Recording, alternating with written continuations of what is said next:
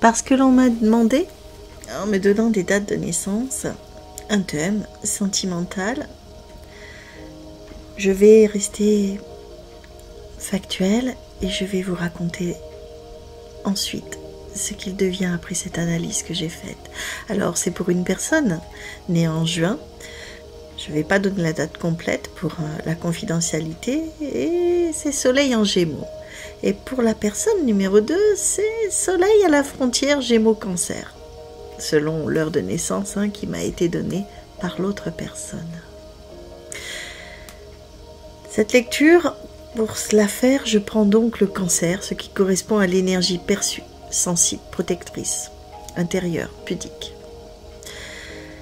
Alors, ce duo porte en lui une tension douce entre l'air, Gémeaux, et l'eau, Cancer. Ils se séduisent par contraste. L'un, Gémeaux, est curieux, bavard, parfois insaisissable. L'autre, Cancer, est tendre, discret, profond, parfois craintif. Le Gémeaux cherche à comprendre l'autre par la parole, le jeu, par l'échange d'idées. Le Cancer, lui, cherche à ressentir l'autre, à créer un cocon émotionnel de sécurité. Ils s'attirent, mais doivent apprendre à se traduire. Le Gémeaux doit apprendre à écouter au-delà des mots. Le Cancer doit oser dire ce qu'il ressent sans se cacher derrière sa pudeur. Il y a une compatibilité émotionnelle. Le Gémeaux a besoin de liberté mentale dans cette date de naissance que l'on m'a confiée. Ça ne parlera pas pour tous les Gémeaux. Je suis bien sur une question précise avec des dates précises. Donc ce Gémeaux a besoin de liberté mentale et d'un lien stimulant. Elle a le pouvoir de se faire peur toute seule, de s'enliser aussi. Alors attention aux relations trop fusionnelles. Quant au Cancer, celui dont j'ai la date a besoin de sécurité affective et de se sentir compris dans sa profondeur émotionnelle. Mais s'il y a une base de respect, d'écoute et d'humour partagé, cette relation peut être très équilibrante. Le Gémeaux pousse le Cancer à sortir de sa coquille et le Cancer ramène le Gémeaux dans le monde du cœur. Saturne est la leçon karmique de ces deux-là. Saturne agit sur eux actuellement comme un maître enseignant intérieur.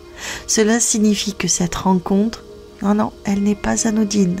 Elle est là pour faire bouger les choses, à comprendre, à travailler. Chez le Gémeaux, ça va être la stabilité émotionnelle et l'engagement. Et chez le Cancer, ça sera la confiance en soi, l'ouverture, la gestion de la peur d'être abandonné. Cette relation demande maturité, patience et courage. Alors bien sûr, il y a des attirances, qui dit attirance dit tension. Il y a une forte compatibilité mentale, même si elle se fait dans le non-dit parfois. Beaucoup de choses sont ressenties en tout cas, sans être dites. Alors ça peut parfois créer une tension magnétique. On se cherche, on se regarde et on hésite. Des malentendus aussi émotionnels, si chacun reste dans sa coquille. La communication, si elle s'ouvre, alors la fusion est douce et durable. Il y a un autre aspect de ce qui peut se passer. Juin à août 2025 va s'ouvrir une fenêtre grâce à Jupiter et Vénus pour plus de clarté dans les émotions de ces deux-là, de reconnaissance du lien. Fin septembre 2025, une prise de décision ou une déclaration sincère si les peurs ont été dépassées de part et d'autre. Une conversation va venir de manière spontanée. Elle va être marquante. Si ces deux âmes osent se parler avec vérité, quelque chose de beau et durable va naître. Ma conclusion, ils sont comme deux plantes différentes dans un même jardin. L'un a besoin de lumière extrême, l'autre d'humidité profonde. Mais ensemble, si chacun respecte les besoins de l'autre, un magnifique équilibre, un microcosme va se créer. C'est un lien rare, capable de durer et de se nourrir, de s'auto-nourrir. Ces deux âmes, deux saisons du cœur. Un souffle d'air léger, une pensée vive, un éclat de rire cristallin qui cherche à comprendre le monde pour mieux l'aimer. Cette âme pense vite, elle ressent plus qu'elle ne le montre, elle parle avec les mains, avec les yeux, avec son corps et parfois avec les silences. Elle est comme une plume portée par les vents du destin, mais toujours connectée à la vérité. C'est le Gémeaux, l'air. L'autre est né aussi en juin à la frontière et cette personne est Cancer, l'eau. Juste au seuil de l'été, elle porte en elle la mémoire du printemps et la promesse du soleil. Elle est une eau tranquille qui veut la paix mais craint les tempêtes. Elle cache ses émotions dans les jardins intérieurs qu'elle n'ouvre qu'à ceux qui savent l'entendre et qui savent être patients. Sous sa pudeur se cache une profondeur tendre, une force douce presque lunaire. Astrologiquement, ce duo entre l'air, le Gémeaux, et l'eau, le Cancer, l'un veut parler, l'autre veut ressentir. L'un s'élève, l'autre enracine. Mais ensemble, ils peuvent créer la brume du matin, celle qui annonce le calme et la beauté. Ensemble, ils peuvent construire un amour à deux langages de musique qui s'écoutent, qui s'apprivoisent, qui se rejoignent dans un même silence sacré. Ouais, de musique. Alors, leur rencontre n'est pas banale. Il y a eu tout de suite une énergie, une synergie, une impression de se reconnaître sans se connaître, une légèreté qui se cache, une profondeur, un frisson qui revient même quand on se détourne. Ouais, ces deux âmes-là se plaisent, mais chacun doute, chacun craint de ne pas être à la hauteur de l'autre ou de ses propres blessures. Les énergies sont lentes, mais vraies. Le destin ne pousse pas, il chuchote, il invite. Alors oui, une réelle possibilité de relation existe. Elle ne se construira pas sur l'intensité immédiate. Elle se dessinera dans l'apprentissage, l'écoute, la patience et surtout dans le respect des rythmes de chacun. Cette relation est un jardin d'âme. Elle ne brusque pas, elle se sème. Il faut oser planter la première graine. Un mot sincère, un regard vrai, une main tendue. Il faut apprendre à arroser avec des gestes simples, des attentions discrètes. Et parfois, il faut accepter de laisser le temps faire éclore ce que les âmes ont déjà reconnu. Ce lien est nourrissant, pudique, profond, mais il demande de dépasser la peur, de quitter les anciens schémas, de dire « Je ne veux pas rejouer l'histoire d'hier, je veux créer un présent neuf avec toi, ici, maintenant, pendant, pour après. » Alors l'été 2025, il y a une ouverture, ouais.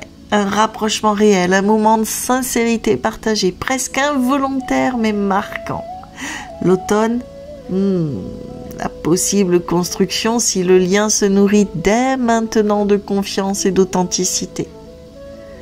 Attention à une influence extérieure tout de même, à une peur intérieure qui pourrait faire douter. Mais si les deux choisissent de rester centrés sur ce qu'ils ressentent et non sur ce qu'on leur raconte, alors oui, l'amour peut se solidifier. Mon message final, d'une âme à ces deux âmes. Aimer, c'est oser être vu, c'est s'ouvrir, c'est ouvrir ses grilles intérieures et dire « Voilà qui je suis, Même dans mes hésitations, je suis là et je suis moi, comme ça.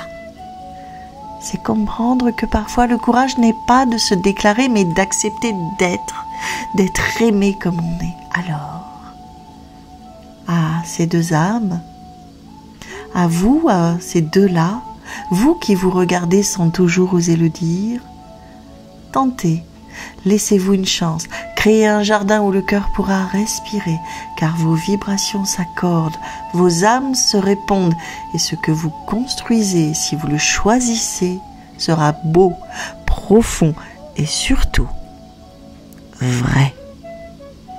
J'ai fait pour ces deux âmes qui se cherchent et se regardent en silence une numérologie. Je ne vais pas rentrer dans le détail, mais il y a un chemin de vie pour la première personne de 92 qui est en tout le chiffre 1, une vibration qui est l'indépendance, le pionnier, l'âme qui initie. Ce chemin 1, cette personne porte l'énergie du meneur, du créateur, de celui qui ouvre les chemins. Cette personne avance souvent seule, non pas par froideur, mais par son feu intérieur. Elle aime séduire par l'intelligence, par le jeu, par les mots, je l'ai déjà dit, mais derrière cette force se cache un cœur qui a peur de dépendre et qui observe avant de s'offrir. J'ai bien dit avant de s'offrir. La deuxième personne, née 87, a un chemin de vie 7, une vibration intuitive, l'âme profonde. C'est l'observateur. Cette personne a une pensée silencieuse, une émotion cachée dans une vibration fine. Le 7 sur cette date de naissance est l'âme des sages, des chercheurs, de ceux qui ressentent plus qu'ils ne disent. C'est une personne qui aime l'authenticité, les échanges vrais. Elle est mystérieuse, ce qui peut fâcher le chemin 1. Et pourtant, souvent pudique, elle redoute les jeux de surface. Elle préfère une vérité blessante à un joli mensonge. Alors la compatibilité entre le 1 et le 7. Le 1 c'est le feu, il commence, il propose, il ose. Le 7 c'est l'eau, il attend, il perçoit, il doute. Le 1 attire, fascine par son élan. Le 7 hypnotise, fascine par son mystère. Ensemble, c'est une alchimie lente mais vibrante. Le 1 pousse à sortir ici de la réserve. Le 7, lui, enseigne la profondeur de la patience, mais ils devront éviter les malentendus. Le 1 parle vite, le 7 rumine longtemps. Apprendre à se rejoindre dans le cœur, au-delà du mental.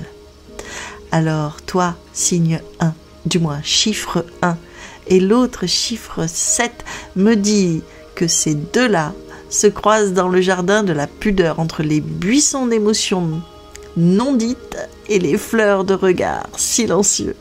L'un voudrait cueillir, l'autre veut s'assurer que la main qu'il tend ne va pas blesser la tige fragile. Mais si l'on s'apprivoise, on crée une relation rare où chacun devient la lumière de l'autre.